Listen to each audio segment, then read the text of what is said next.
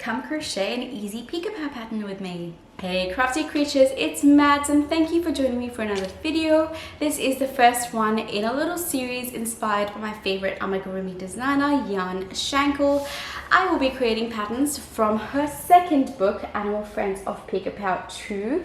I absolutely love all of her patterns. They are so accessible whether you're a beginner crocheter just starting out or you're a bit advanced and looking for a challenge. Her patterns have it all, and that is the inspiration behind this little trilogy that I will be creating. She rates her pattern based on stars, so 1 is the easiest and 3 is advanced. I'll be creating a video crocheting a pattern on each level and you'll be joining me for the journey. Now, since this is the first video, I will be crocheting the easy pattern, and I won't tell you what it is, but I want you to guess in the comment section below. I will give you a clue though, there is a hint in this little intro. Now, I'm going to go ahead and grab some yarn while you comment down below, and I will see you shortly.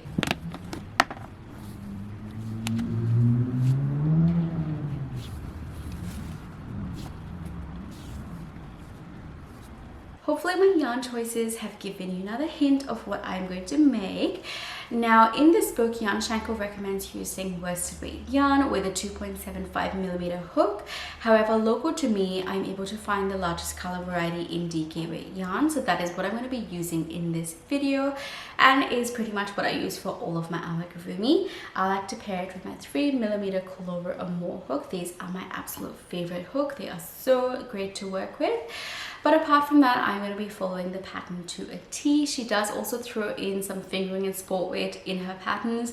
I don't have any of those, so I'm just going to be doing my best with the DK weight yarn.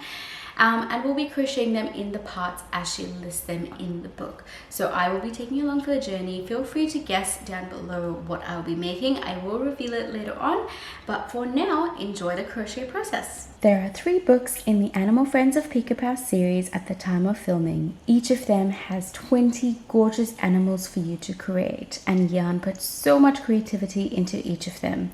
I'm sure most of you can tell from a mile away that an amigurumi is a Peek-a-Pow character just by looking at it.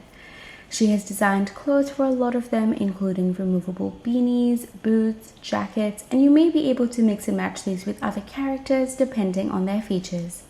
Jan has even given each of her characters a backstory with Easter eggs throughout the book as characters make appearances in each other's backstories. How adorable! The nose is done, and now it's time to move on to the head and body. There are 2 one-star patterns in the second Peek-a-Pow book. There is Darwin Turtle, and his backstory goes that he was born 60 years ago on the famous and beautiful Galapagos Islands.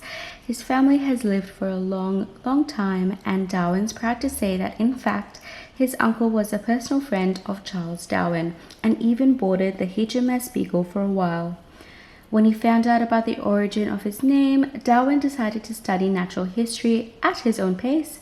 In the meantime, he enjoys his work as a tour guide of the islands, informing tourists about all that he has learned in his courses, taking notes on all the new things he discovered on the way, and of course, telling everyone who will listen about the time his uncle met the very same Charles Darwin. There is also Logan Koala, and his backstory goes: growing up by the beach with 1 echidna and 2 wallaby sisters, 1 wombat and 3 platypus brothers, Logan always had to work a little harder to get what he wanted. And what he wanted was to surf the waves like his older brothers and sisters. With only 2 boards for the entire family, Logan learned how to be patient. He knows how lucky he is to be loved by his family and always have someone to hug him when he's afraid or feeling a little blue. Logan is now finishing his studies in environmental engineering. It's the best way to return the love he received and take care of the home that gave him everything. 2 hours in and we have a head, and if you haven't already guessed, I am making a koala. If you're just learning the art of amigurumi, the Peek-a-Pow books are a great place to start. Her patterns are accessible to a variety of skill levels, with the 2 and 3 star patterns adding a little bit of complexity which allows you to develop your skills as you make them. This 1 star pattern, for example, only requires you to know how to work with 2 strands of yarn, a step that I am skipping as I don't have sport weight yarn, how to make a magic ring or circle. I do have a tutorial for that if you need a hand, changing color at the start of a round, dividing the body into 2 parts, which sounds more complicated than it is, embroidery for the designs on the clothes. You can skip this step if you prefer a plain t-shirt, stitching parts together, and making pom-poms. I made mine with a fork. As the style level increases, you may learn new things like how to do different stitches, read a color chart, or even make amigurumi hair. If you're anything like me, you may shed some tears while doing the last one. Don't worry if you don't know how to do anything in her pattern. The start of the book teaches you all the techniques you'll need in this book. And if you're a visual learner, there is always YouTube. If you're a fresh beginner, I do recommend starting with the first book in the series. That book only uses 1 weight of yarn throughout the pattern, so having multiple weights is one less thing you'll have to worry about. I have made all characters from the first book and can say they are all absolutely adorable.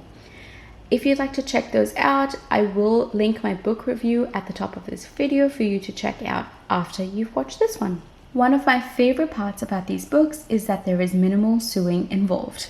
The head, the body, and legs are usually worked in one piece, which means you only need to sew on a few extra pieces such as the arms and ears, like in this example. 10 hours later and Logan the koala is done. Doesn't he look absolutely adorable? I love the little pom-poms in his ear, so soft.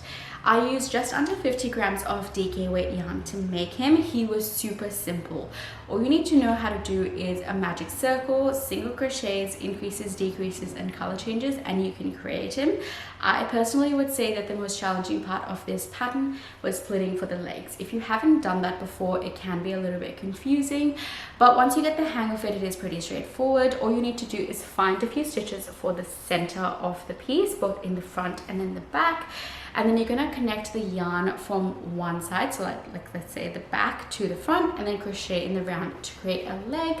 Cut off the yarn and then rejoin it onto the piece and do the same thing basically to create the other leg and sew up the middle. So that is the most complicated thing, but it does save you from actually crocheting up separate pieces and then stitching it together, because if you know you're anything like me, you hate stitching things together. The only thing that I would say, if you are a person that likes clear instructions on where to sew things on, this pattern does not tell you that. So for example, for the ears, she just says stitch them on. She doesn't tell you between whatever rounds. However, she does put lots of pictures in the pattern, so you can sort of figure out where it needs to go, like I did here. And the only other instruction that wasn't, you know, very clear is embroidering the pattern. She just says basically embroider the pattern on the shirt, and she does give you pictures of what it looks like, and you can sort of just figure out what the yarn needs to do. But if you need, you know, very specific instructions on what to do to achieve this look, the pattern does not give that to you. However, overall, super simple, very easy to follow, very quick to work up. I am a slow crocheter, so 10 hours might sound like a lot, but it might take you a lot less. But yeah, it is absolutely adorable. I would highly recommend this book to anyone looking to crochet cute little creatures. If you like this video and would like to try out some free Animal Friends of Pico Pau patterns, I will put a video up here for you where I reviewed 5 free Animal Friends of Pico Pau patterns. I will see you there.